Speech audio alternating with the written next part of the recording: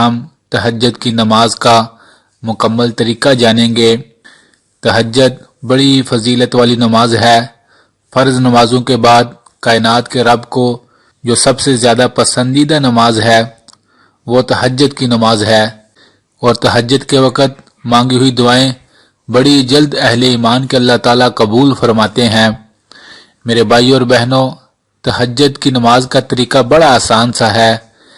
سب سے پہلے ہم تہجد کی نماز کے وقت کے بارے میں جان لیتے ہیں۔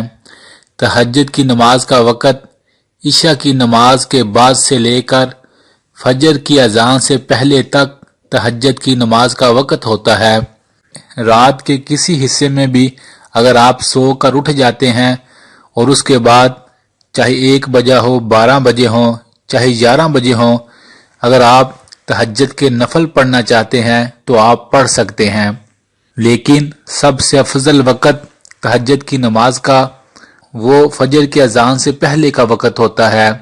ایک بات یاد رکھیں کہ تہجد کی نماز سو کر اٹھ کر پڑھنا بہت افضل ترین عمل ہے اور اس سے ثواب بھی زیادہ ہوتا ہے بے شک، لیکن اگر کوئی انسان رات کو جاگ رہا ہے اور وہ سمجھتا ہے کہ اگر میں سو گیا تو تہجد کی وقت میں نہیں اٹھ سکوں گا، فجر کے وقت اٹھوں گا تو اس وقت میں لیٹ ہو جاؤں گا، تو وہ رات کو سونے سے پہلے تہجد کے نفل پڑھ سکتا ہے۔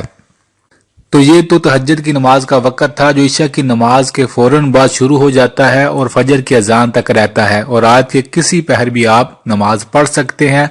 سو کر اٹھ کر پڑھیں گے تو زیادہ ثواب ہوگا، اور اگر سوئے نہیں تو پھر بھی آپ کسی بھی وقت پڑھ سکتے ہیں۔ اگلی بات میرے بھائی اور بہنوں، تہجد کی نماز کی کتنی رکعتیں ہوتی ہیں؟ تہجد نفل نماز ہے، آپ اس کی 2 رکعت، 4 رکعت، 6، 8 جتنی بھی رکعت آپ پڑھ سکیں آسانی کے ساتھ آپ پڑھ سکتے ہیں۔ 2 رکعت بھی آپ پڑھ سکتے ہیں۔ اس کی نیت کیا ہوتی ہے؟ یہ نفل نماز ہے، بس آپ اپنے دل میں ارادہ کر لیں کہ آپ تہجد کی نماز 2 رکعت نفل پڑھنے لگے ہیں، اس کی یہی نیت ہوگی، اور آپ اللہ اکبر کہہ کر نماز شروع کر لیں۔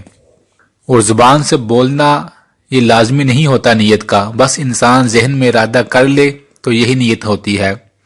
تو اس کی 2 رکعت کر کے نماز پڑھی جاتی ہے۔ اور اس میں کون سی سورت پڑھیں؟